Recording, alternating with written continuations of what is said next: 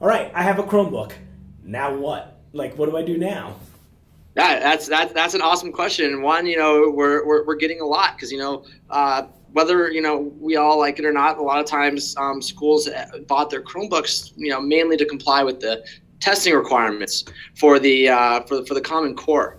And it's a great question. And, it's kind of been brought into the limelight lately by our friend Tim over at Apple, who called Chromebooks, quote, test machines. Taking away what I think, our teacher and customer community is overwhelmingly responded with evidence and anecdotes that claim could be further from the truth.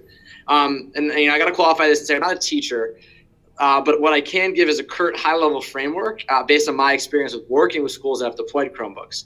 And it's definitely something you want to consider before you even decide to purchase the device, or something you want to consider whether or not you want devices at all.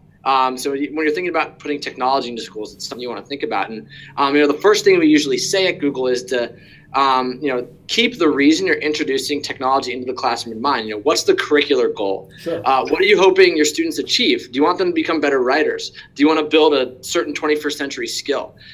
It's super important to have this laid out and then decide which technology you should buy to help support you and your students achieving that goal. Say you've done this and decided on Chromebooks and now we're there, or maybe you're a new teacher coming to a Chromebook school. A couple of things I would start with are what are the tools you use every day, and are they available on the web? Are they available on Chrome? It's really easy to get started with things like Google Docs and Google Drive and Google Forms, and just maybe staying with the core Google tools that are more around productivity and workflow.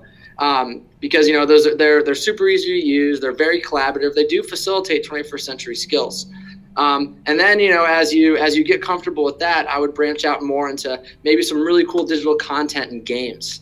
I can go into recommendations there, but it's better to start small and start with what and start with the type of product you're used to in a digital front, and then move on to kind of some of the cooler stuff that can lead you into some really cool different pedagogical methods like flipping the classroom to blended learning.